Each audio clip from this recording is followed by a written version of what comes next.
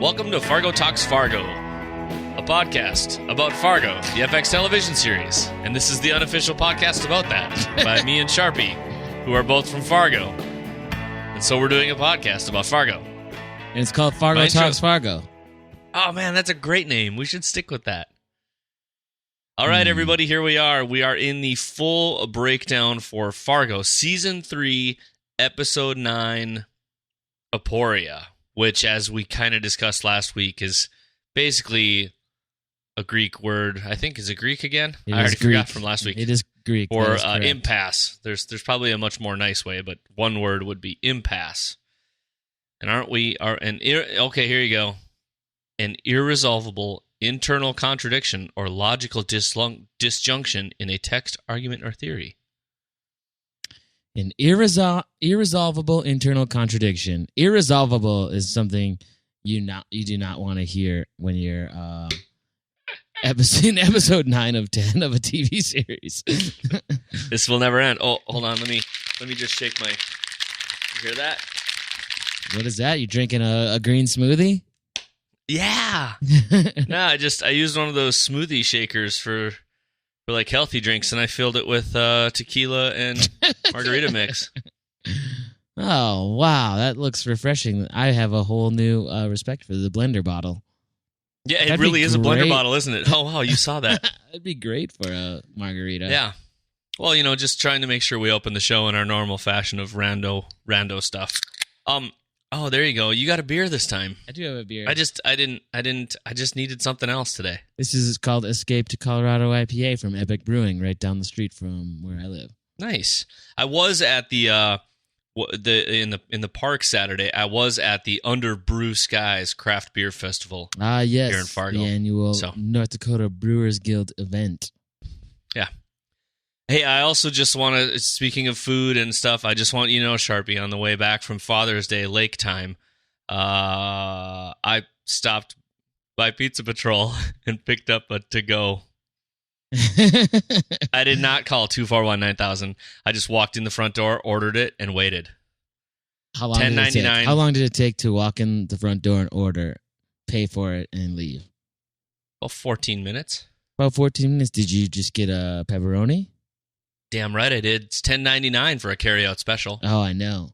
And then you get an extra discount if you say you're a student. I didn't. No one would believe that. Okay, so you're a student of the show Fargo. Yes. Oh, damn right I am. You're a student of Noah Hawley. Yeah.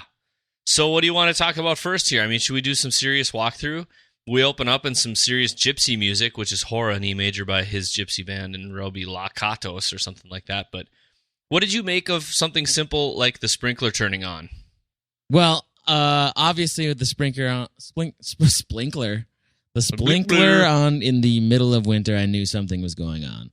You knew that is like something that's not right. It's not normal to have a sprinkler on in the middle of the winter. I'm surprised they even got it on in the middle of winter. It's March. Oh, yeah, it's March now. Shit. We're getting into the March is still cold as season. Hell. Yeah, it's cold, but we're getting into slushy season in some places, wouldn't you say? Maybe. Well, in this Noah Hawley Fargo world, we are. We are, definitely. So sprinklers come on, and immediately you knew something was wrong. Somebody's going to be in trouble. It was clearly a distraction. And then who is that guy? I think it's Greg Gianforte. I don't know. He gets knifed. I just thought it was like everything about this guy's day is not going well. The sprinklers turn on in March. The newspaper's under it. Yep.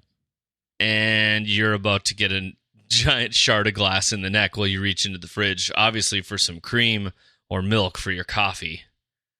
Did you ever have a paperboy job? Yes, I did. Briefly. How was that in the middle of winter?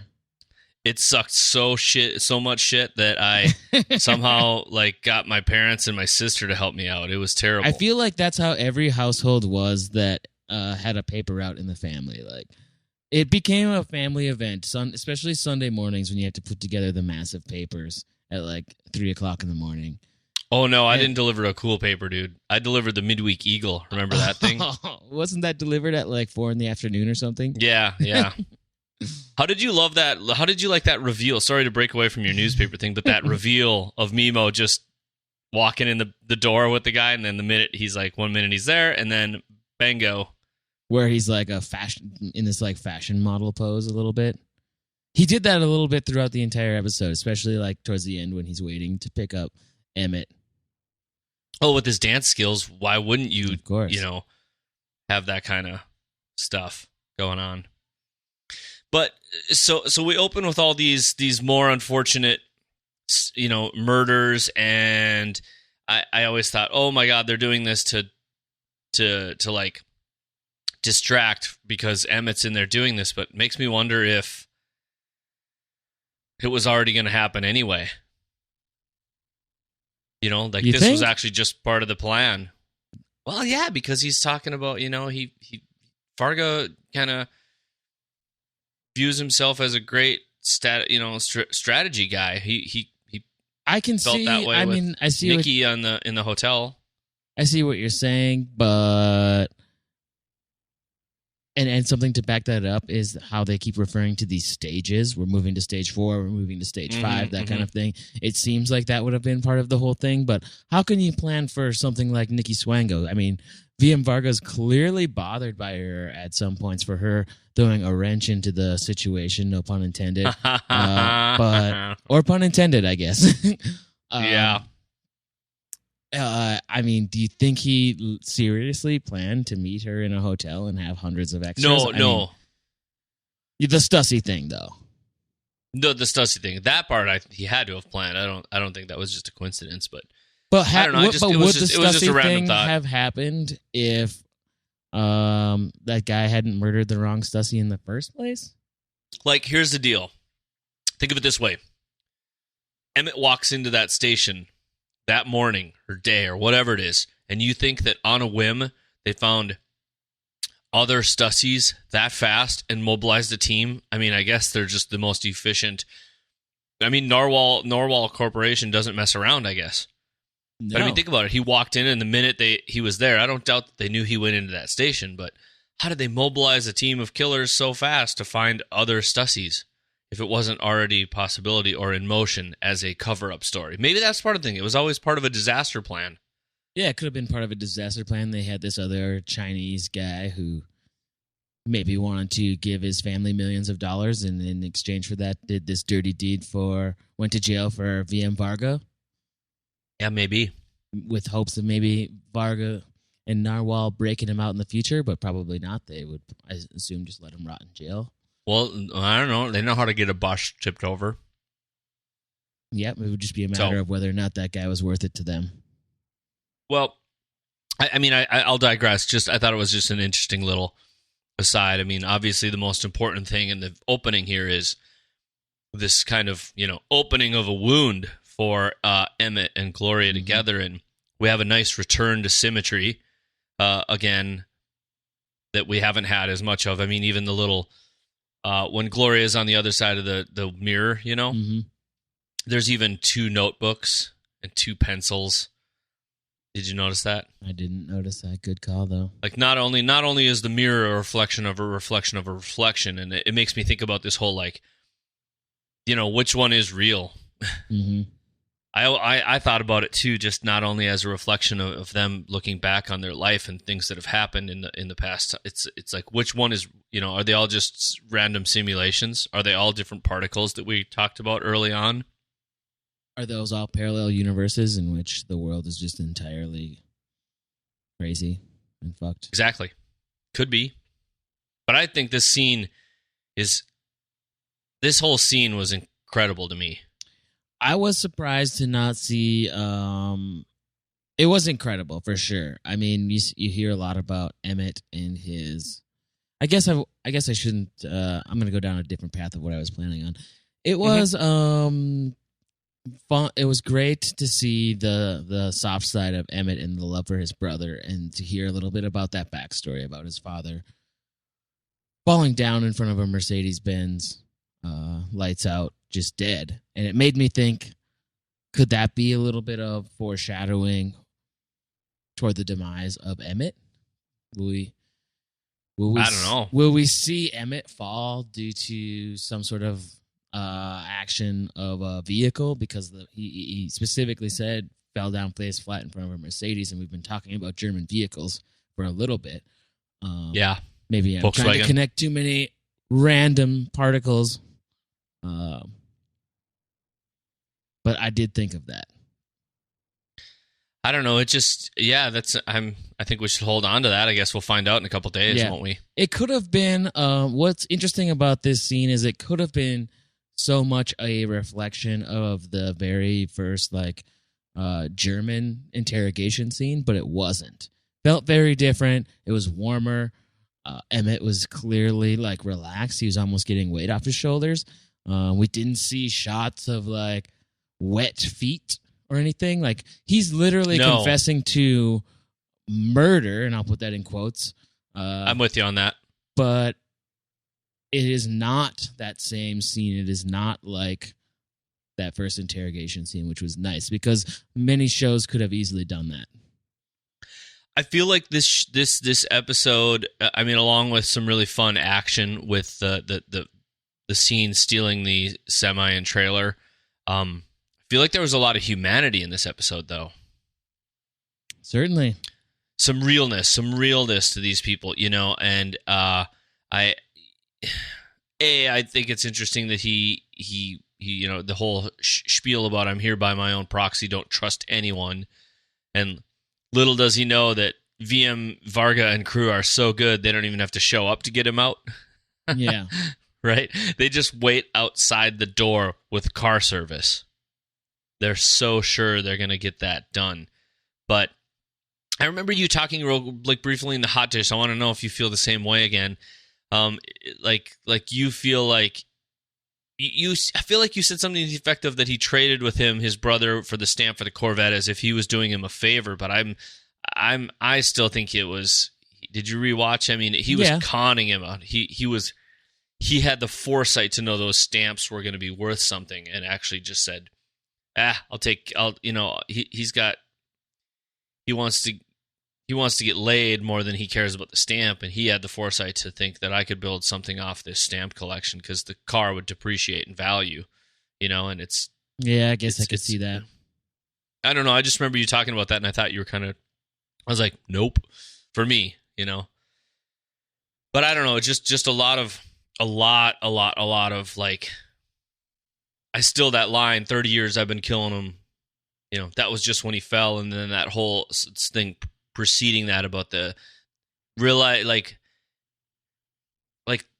now that he's gone, it's like the stick in the eye, that 2-cent stamp that he realizes I think he realized he's been telling himself a truth that never existed. He's come to full knowledge about the fact that he's been telling himself his own nepravda. He hung up that 2-cent stamp like it was really his first buck ever made, even though he got it because somebody died. And on top of that, he conned somebody. And now all he's really realizing is that it's all just it was just a dick move, and then hanging it up was an even bigger dick move. And in the end, when he tried to give it back, it literally killed his brother. Mm-hmm. I was playing Trivial Pursuit today, and there was a question of what is a Canada 2-cent black? You know what that is? No, please tell me. It's a stamp. And if I'm getting that wrong, I'm pretty sure that's what they call it. A Canada 2-cent stamp or a Canada 2-cent black is a stamp. I couldn't find much when I was Googling on it. Now, keep in mind, this Trivial Pursuit game was probably 30 years old. So if anybody knows or has any references toward that, fill us in. But then that sent me down the road of looking up stamps and what some are worth and things like that. And I did find some black Canadian stamps that were worth $300,000 a piece. My God. For one stamp. So those stamps are really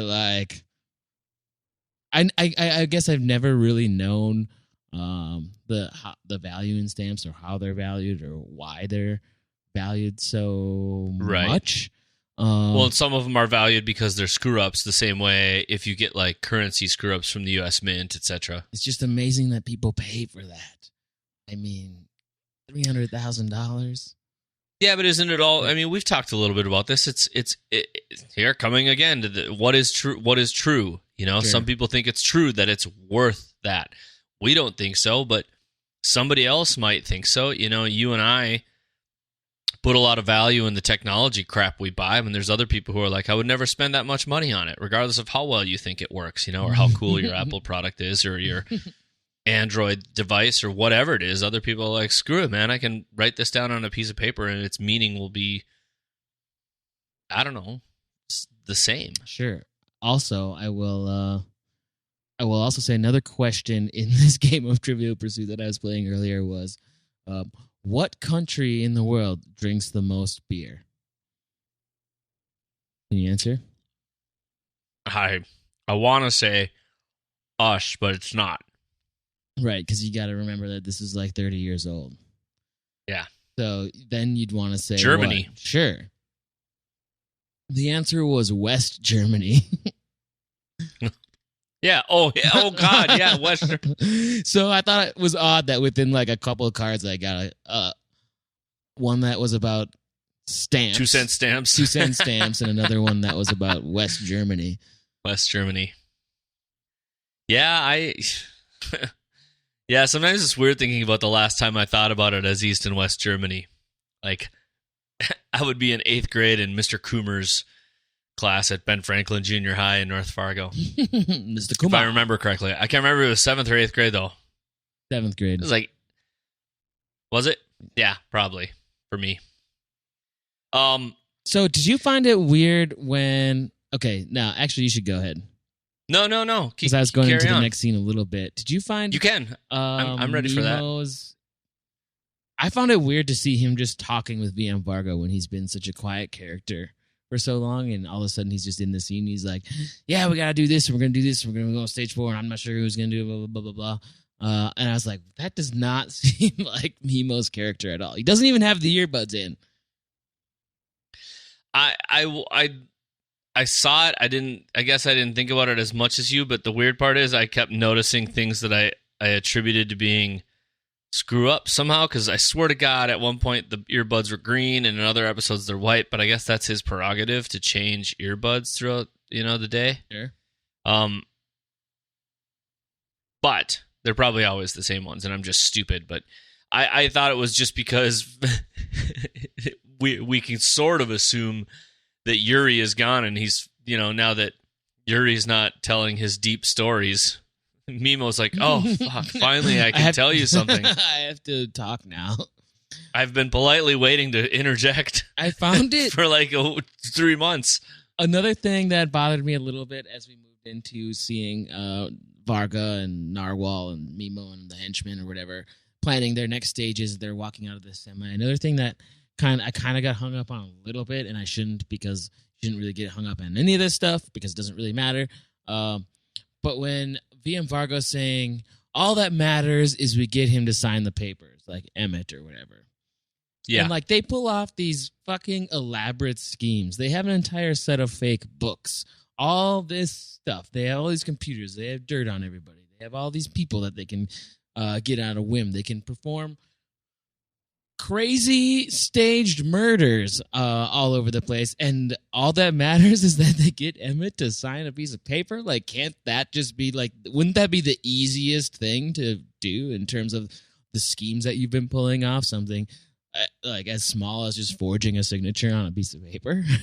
Yeah, you got to wonder a little bit, but maybe it's something about, maybe they're notarized though, so he has to see a notary to sign them, so that way they have somebody on the hook for it, yeah. Which is, I don't know. I mean, then again, you can probably become a notary in the state of North Dakota for a couple $100. Yeah, I think you can. I used to be one, and I don't even remember what it cost.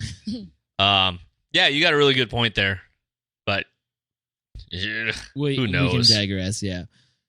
I mean, we also don't have stoplights that go horizontally instead of vertically in Fargo. That's or true.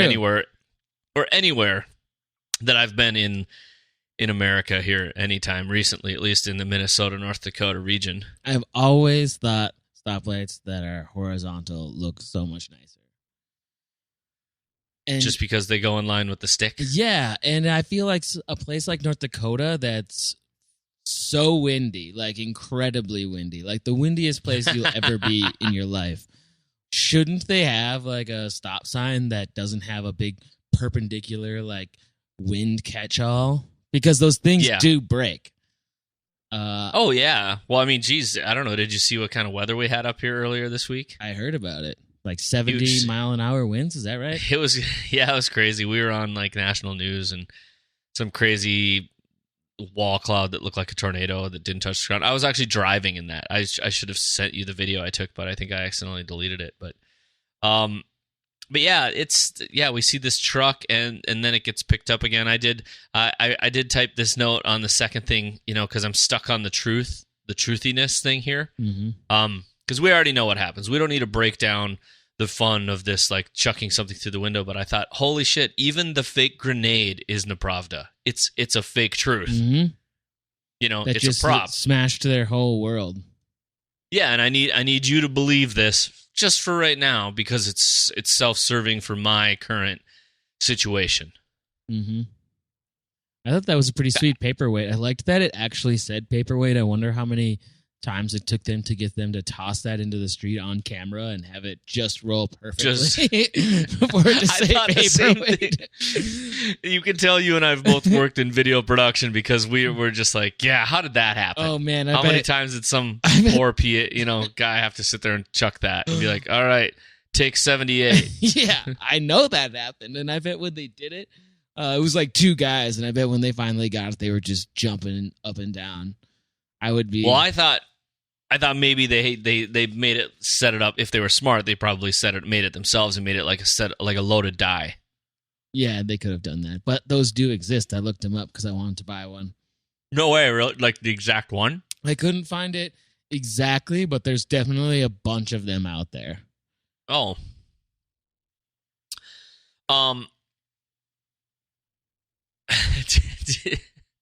In terms of just like haha, like if we skip past this kick-ass scene where all this shit goes down, we're talking about Nikki Swango ramming the grenade Nikki Swango and then the whole wrench like firing on the henchman behind the truck. Oh man, yeah, it was very awesome. reminiscent though of a scene where he did that in season 1 as well though.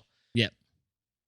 Oh, also random note, because they're not going to fix the signs. The right lane turn sign that's like all black, very obviously Canadian. Oh yeah. If you pause at like 11:45, you'll see it, and I'm like, where the hell's that fucking sign in the United States? I don't know. Doesn't matter. It's still awesome. Do you know why? Because it's Wrench, and it's that kick-ass drum song. Yeah. And everything. I'm just happy to know. Oh God, I'm watching. Sorry, I just had to replay it. I'm watching that stupid grenade scene. Why is that so satisfying to watch? It is like, satisfying to watch. And it's like dollying in at the same time, unless they're just pushing in 4K. They might be. What I was going to get to was the scene after they get their goods that they need, and I realized on the second look through that she grabs all this stuff and puts it in the suitcase, but Wrench is pulling hard drives and putting them in a different bag. So I wondered if that is the separation of information. Like she grabs stuff that she's using to bribe him, and he's grabbing stuff that they're going to copy off for. I'm assuming they're the ones that sent the stuff back off to the IRS, at least. I don't know who else would. Mm-hmm. The Widow Goldfarb. But but what I was going to tell you was that this was an episode of VM Varga making just some like what the hell faces. Like if you go to like 14 minutes and look at his face, he's just like, what is happening? The phone is ringing and he just doesn't, and he looks at Mimo and he looks like he just like ate some bad cheese.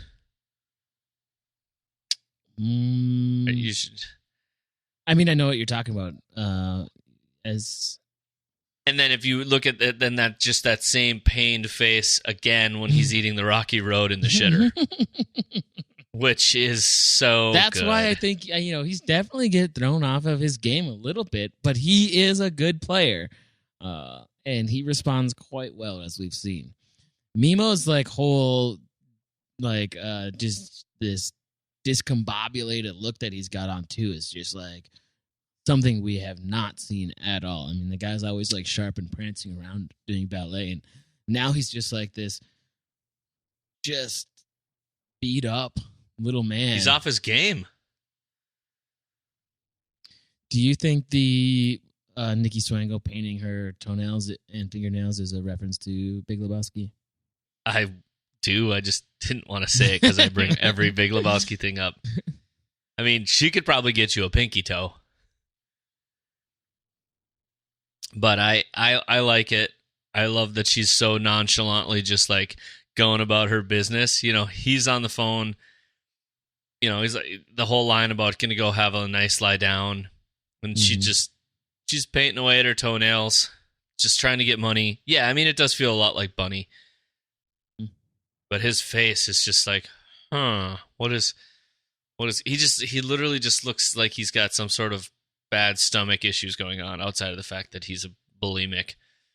But the thing that I was going to just randomly was it felt like a Dumb and Dumber line where he's like, in the jail, the guy was like, nice sweater. And he's like, it's a cardigan. Yeah, it was totally a Dumb and Dumber line. Pull over. No, it's a cardigan. No, it's a cardigan, but thanks for noticing. Yeah, I mean, that's literally, I just was like, and it's just this huge guy, and I don't know, I feel like it could be something else. It's but I don't know 2010. what. Maybe he actually was making a Dumb and Dumber joke. I mean, that does happen a lot, especially. But it's like that's the only scene.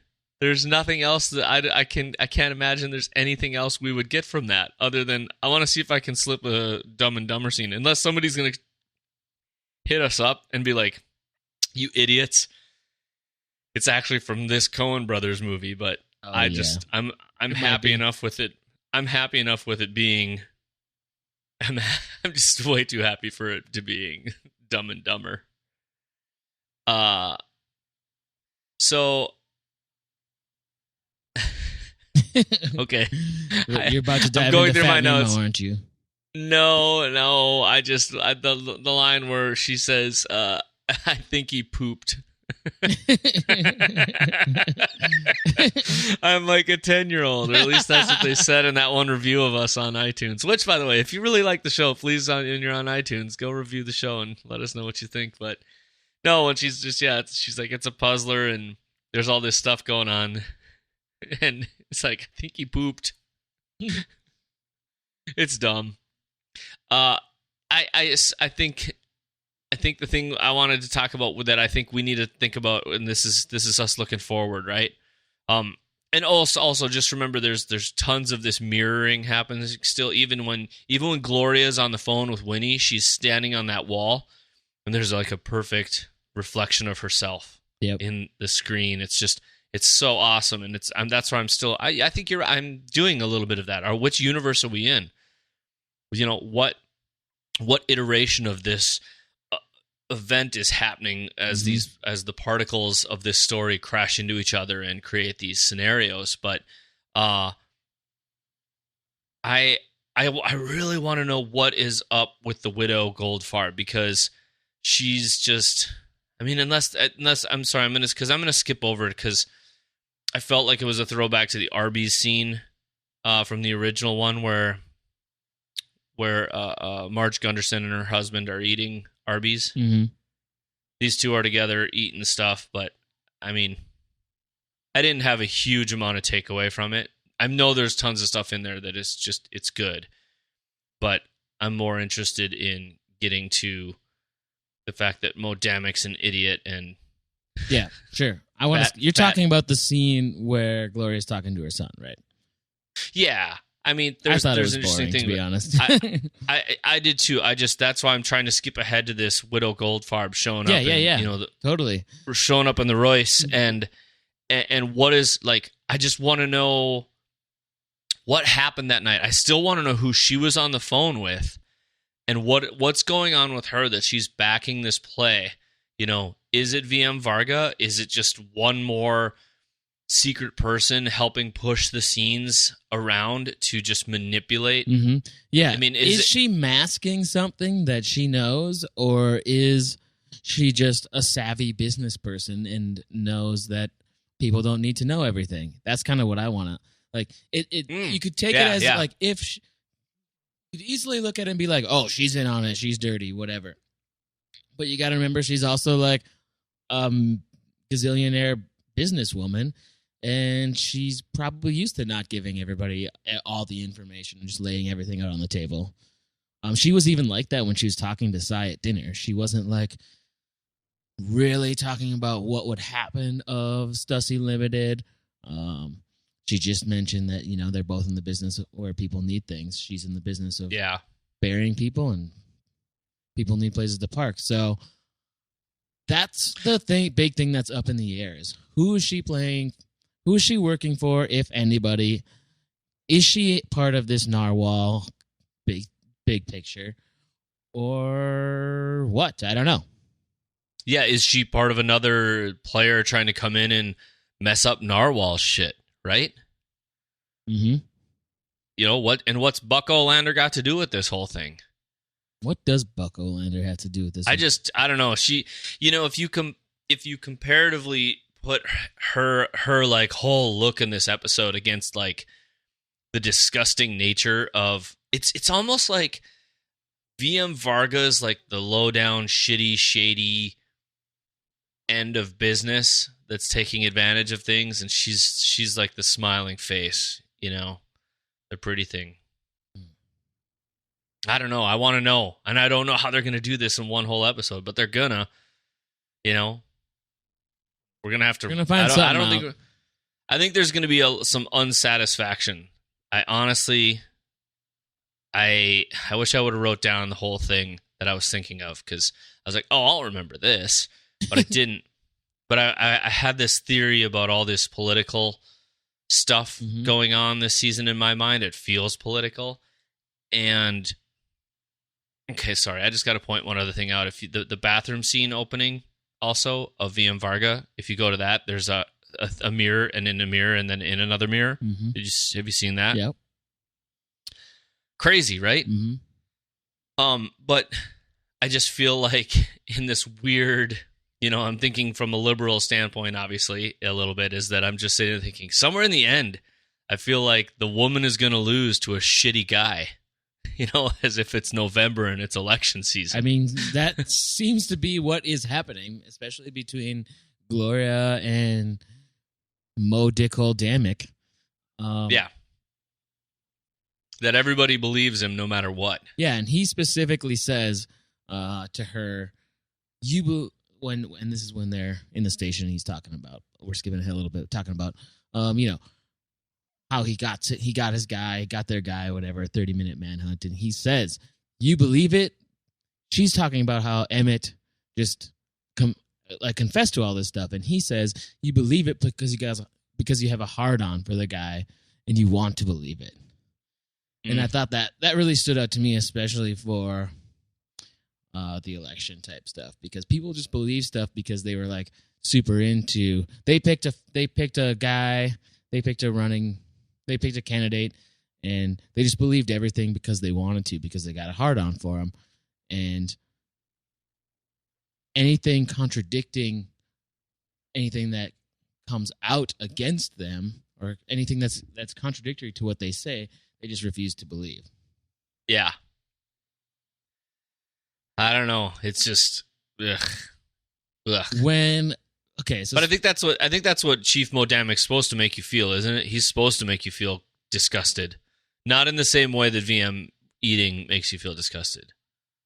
Right. When Mo Damick comes across the Stussy that has his lips glued shut, like the original first Ennis Stussy murder. Yeah. Do you think it's a coincidence that the guy that the new Stussy that got his mouth glued shut looks strikingly similar to Mo Damick? And because you're talking about reflections and stuff like this that are happening throughout the episode, and there is one shot where Mo Damick is looking at this dead guy with his mouth glued shut, and like his head I think is frame left, dead guy's frame right, and they're both just looking at each other, and they both look very, very similar. Well, and there is that one really weird shot in that where he comes up and then all of a sudden it's from the perspective of the dead person's eyes. Did you notice that too? I don't think so. I'm gonna skip ahead. We're at about 20 minutes, I think. You're at 2030. Right before 2030 is when that scene that you're talking about happens. I just slipped ahead to it, but then he looks and talks to that. And I also feel bad. I use the word asshat a lot, and I noticed that he said the word asshat in this episode. Yeah, you're right. That's eerie. It's like oh yeah, now I know what you're talking about. It's sort of like a super wide angle lens. Yeah, and he like sticks his face right in there. Maybe there's a camera embedded in that guy's eyeball. And sorry, I forgot to say I think he pooped notes were from this scene. Yeah, not the Winnie scene. Yeah, you caught me a little off guard there. Sorry about that, dude. My bad.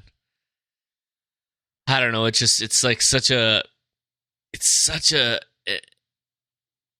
Oh God!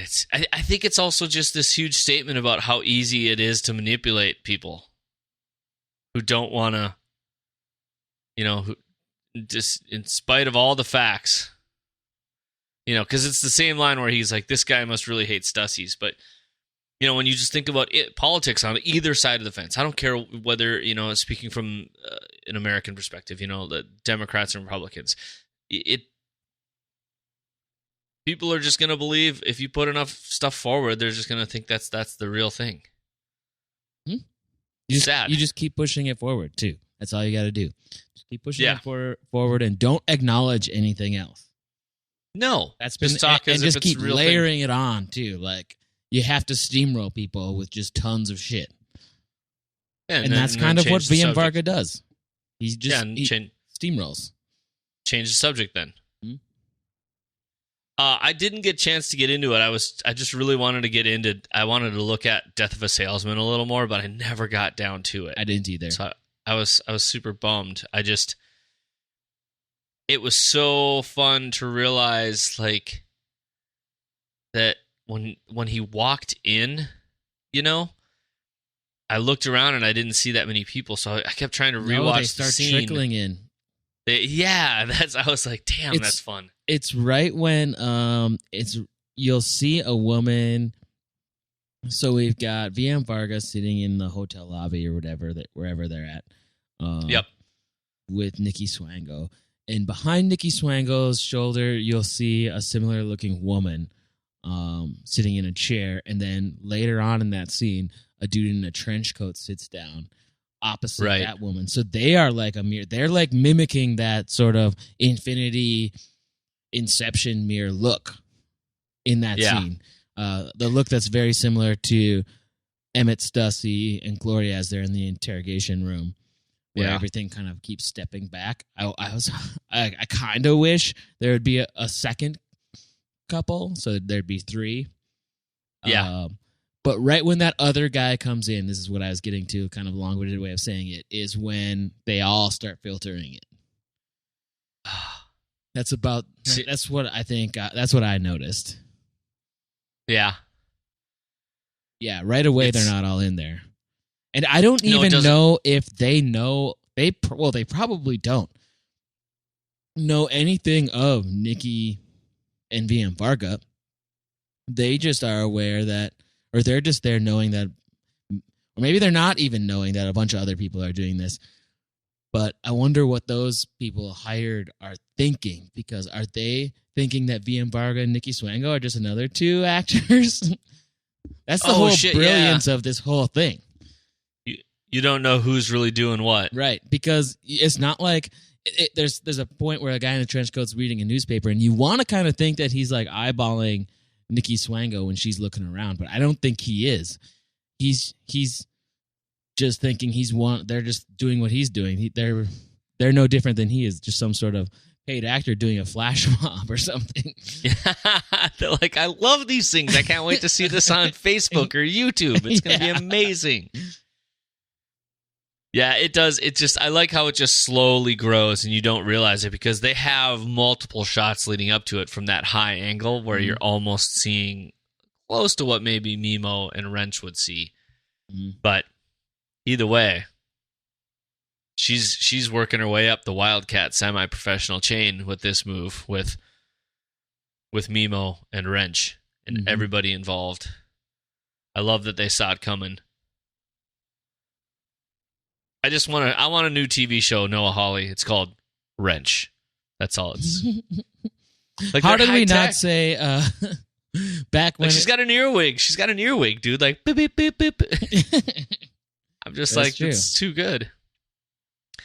How did we not come up with when earlier in the season when it was actually Christmas, or Christmas Eve even, when VM Fargo's opening the gifts and we had a Grinch reference, how do we not say there should be an episode called How the Wrench Stole Christmas? How the wrench stole Fargo. Yeah. And if I could just talk briefly again, we keep talking about symmetry and reflections and what's happening. After this, once we get back to when, Gloria has to eventually tell Emmett, to go, great reflection where you can tell she's talking to him across the table, but based on the camera angle, the secondary part of Emmett in the shot is the multiples of reflections. It's really, I just think it looks really fantastic. It's so good. Do you know what I'm talking about? Like somewhere around 38. And then, I don't know. The whole thing is just terrible. That she has to let him go. And then walks him out. And then Mimo is just basically taking... He's kind of sunning himself on the car there, isn't he? Yeah, he totally is. I love it. Dramatic music plays. Just slow roll into the car. What are they going to do to the guy? You got any hot ideas? I want to know where that's going to land next week. That's what I want to know. Where is that going to land? Once Emmett signs these papers, do they need him? Need him. Yeah. That all they're keeping him around for? It feels like it. We're in stage 5 now of their plan. How many stages do you think there are? What is the plan? I couldn't. How are we going to fucking wrap this shit up? That's why I'm having so much trouble this week. I enjoyed this episode so much from the standpoint of there was a lot less cutesy devices and things. I thought this was very, very strong episode on I like the human aspects of it in a weird way. I was about to say it almost seemed like a normal TV show. Well, I did. I mean, it's just there were so many little things going on, and so they're in. So let's talk about this. So as we get to the end of wrapping up here, it's Gloria and Winnie, and they're having their Moscow mules and making them ornery. Well, actually, she's not drinking. She's drinking whiskey neat or something like that, or bourbon. I didn't catch it, but do you have any thoughts about the scene before I unleash my random weirdness as per the usual? I'm just going to quick mention something totally off before you dive into a wormhole. Okay. I wanted to mention before I forget that I thought it was odd, but fitting at the same time that when Gloria is letting Emmett out of the thing and Mimo's sort of sunbathing, and Emmett walks out of the gas station, police station, the county police station or sheriff department or whatever. There's a big Meeker County Sheriff. Yeah, there's a big mural of animals. There's a Noah's Ark kind of zoo mural on the sheriff's department. Do you want to know what's funny is I actually think it's because it's filmed at a zoo. You think so? I don't know. We need... All right, secret guy in Canada who's been telling us all sorts of hot tips. Can you please let us know where the hell this was filmed and what's going on? Hey, for all we know, it's all CG. Or did they go through the work of putting a painting on there just to fit in with all the metaphors and whatnot? or some Well, of it these. looks, it's not quite Noah's Arky, but yeah, I saw that too and just thought, oh, I wonder, because that's the reason there's maybe that fencing that looks like a, and I just feel like they added this smokestack because it's a really weird building, but it would really be fitting if it was a, like, back door to some, like, 70s, cantilevered concrete slabby, like, museum or what's the word I was saying? Zoo. But I'm dumb. So anyway, I'm with you on that. It's interesting. I want to know. So now all we got to do is wait for our mysterious friend Jay to write in. If you're still listening, please tell us where that was. No, this is just, to me, this is like just one more, this bar setting. It's just one more incredibly humanizing aspect to the thing.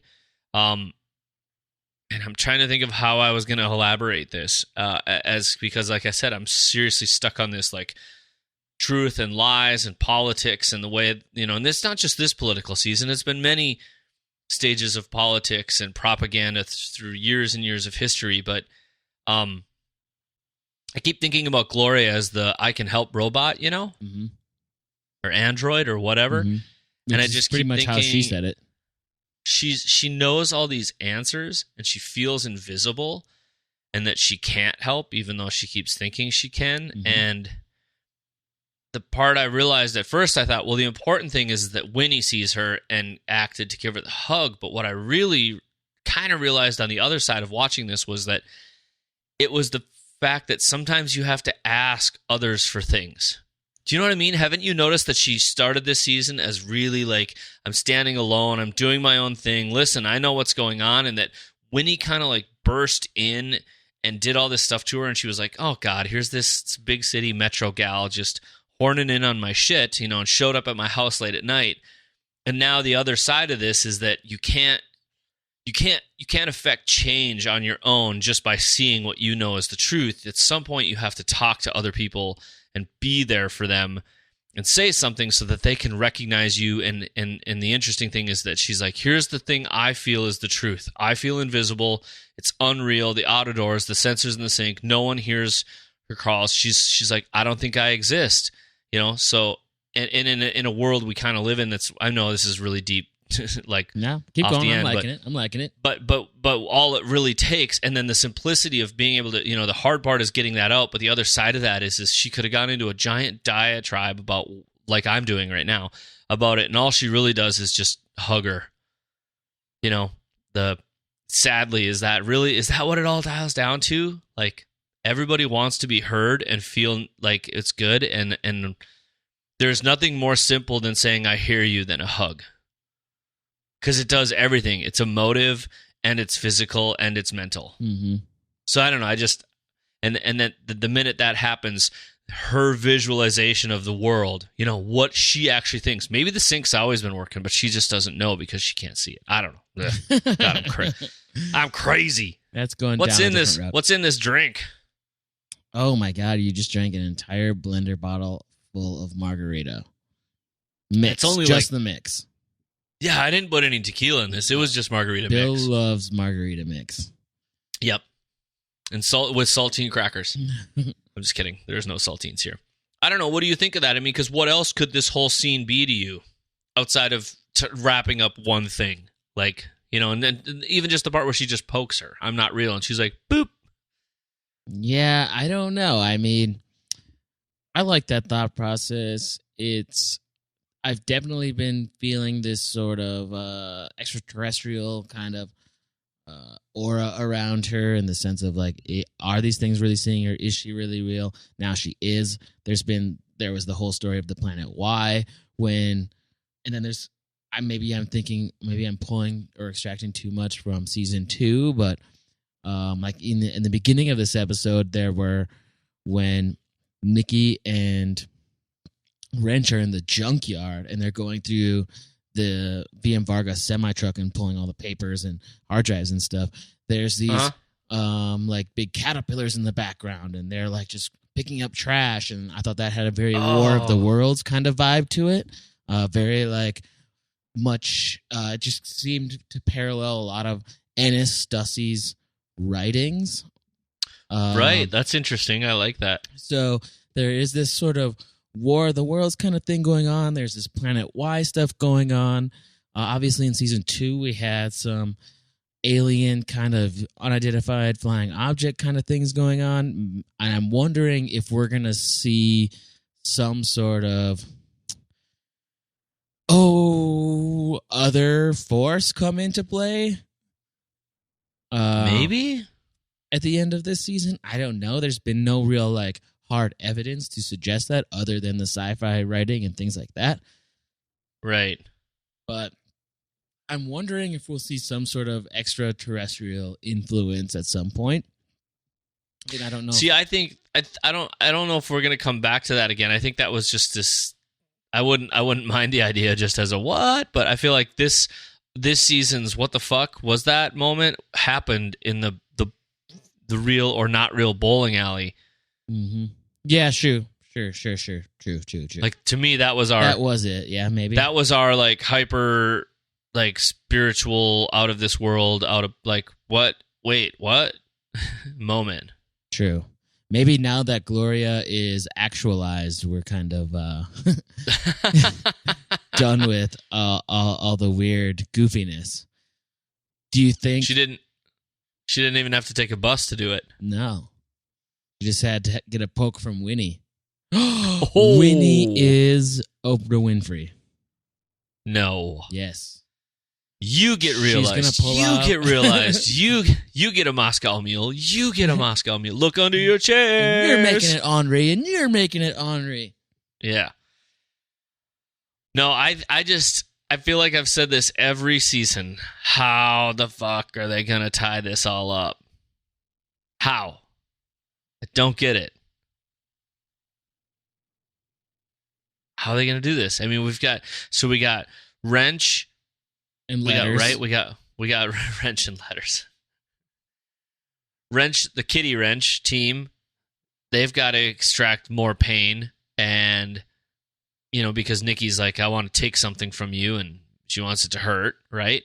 Mm-hmm. And I'm guessing Wrench is in it just because that's just how he rolls, and he's got himself a new lady. Do you think the two opposing forces, like Wrench and Mimo, do you think there's some sort of reference there between the fact that they both have hearing characteristics? Maybe Mimo's always got the earbuds in, and Wrench is deaf. He's deaf by choice, by putting in earbuds and blocking out the outside world. Yeah. I don't know. I'd love to see a showdown. I just really think that Wrench has to win that because that's just how he rolls. Maybe we'll find out Mimo's deaf and he puts in earbuds to make people think that he can actually hear. Yeah, maybe it's just a distraction. I don't know. I mean, so it's just there's so many things, and so I feel like in the end, because it's this political thing, the bad guys could win. Mm-hmm. I'm just saying. It's a saying. It's just the thing, but because that's where I think we're at. We have to talk about this because every time we don't talk about this, it's no fun talking about it when it's over because we're like, well, that's it. That's what Noah and the crew wrote. So I feel like this LaRue Dollard thing has a possibility of ruining us. It's a distraction in and of itself. We're like, oh shit.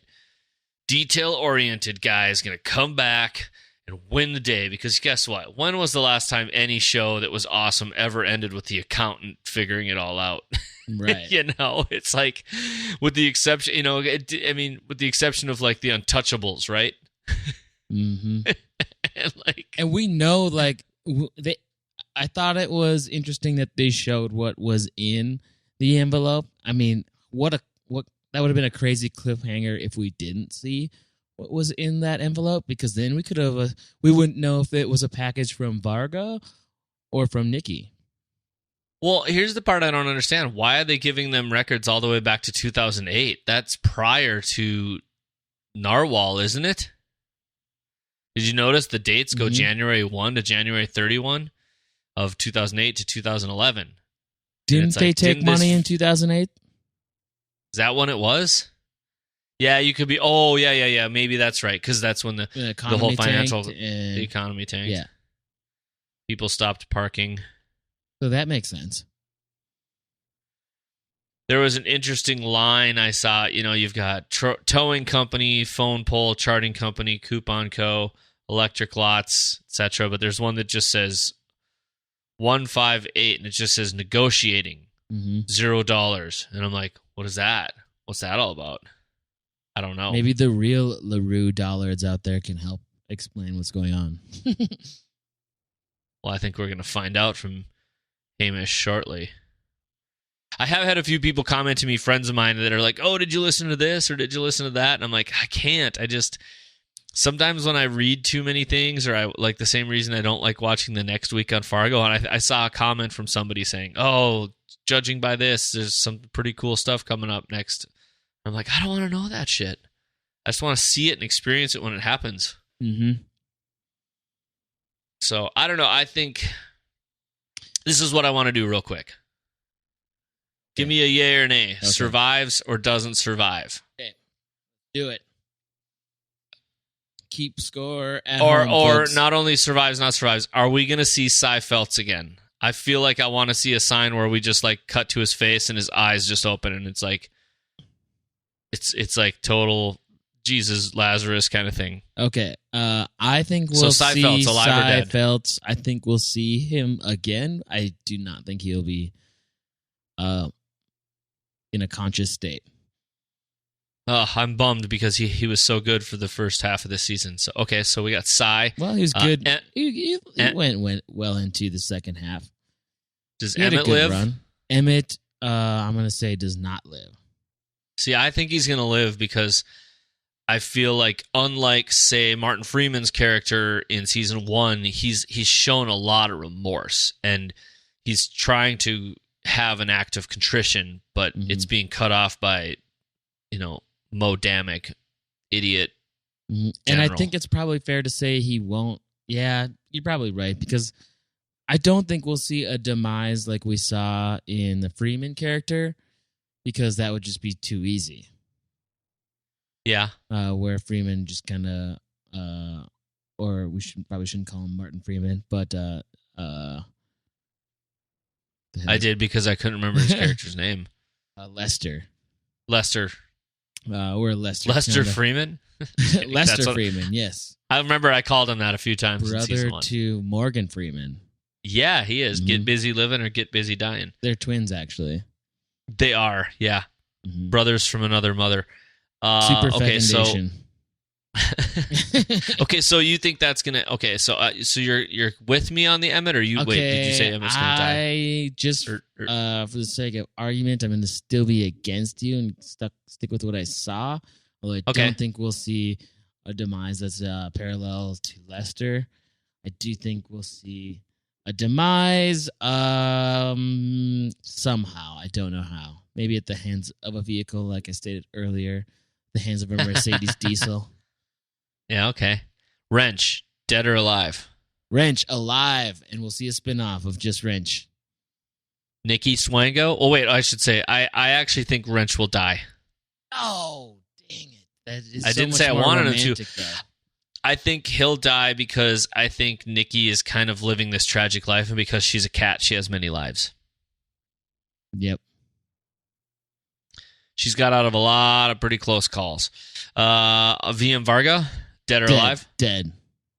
I think so, too. I think he's going to die. I think Mimo's going to die, too. I actually think Wrench and Mimo will somehow kill each other. Oh, interesting. Mimo will definitely die. Do you think we'll see, though? We've found it pretty safe to assume that Yuri is dead, but we technically haven't seen it, so he could make an appearance. Do you think we'll see him make an appearance? Like, if it wasn't on Instagram, it's not real. Like, if you didn't post it, it's not real. You know what I'm saying, bro? Yeah, I think, Yuri's just cooking, like, cloud eggs for the last episode, and now he's yeah, totally. I mean, I just got back from Eclairs Festival, and it was amazing. So amazing. I got my Subaru there and everything. Yeah, cloud eggs. I kind of want to know, but I think that's going to be one of those lingerers, you know? I think we're going to see Yuri again, but I don't want to. Well, some people have, said that Yuri may have died back when we... I want to believe he died at the bowling alley. So do I. Okay, I think for sure Gloria is going to live, don't you? For sure. Who am I missing? Ray, well... too soon. Widow Goldfarb. Alive, for sure. I think she's a plot twist. Yeah. LaRue Dollard. Totally going to live to water his plants with the little squirt bottle again. Mo Damick. I think it's the cruelty of shit characters like that we're going to have to watch him live. I really do. Yep. Even though I'm still supporting our Zamboni plan. Okay. What about Deputy Downey or whatever his name is? Why'd you do that? I think he's so inconsequential it won't matter because he's not eating a Hot Pocket. Yeah, but that happened last season and the season before. I know. There's so much. Do you think Gloria's kid's totally gonna die though? Yes, definitely. Yeah. Good. The kid sucks. Yeah. He's such I'm just kidding. So bad. It's so mean. No, he's awesome. And then he'll be like, hey, and then he'll have a spin-off show called My Two Dads.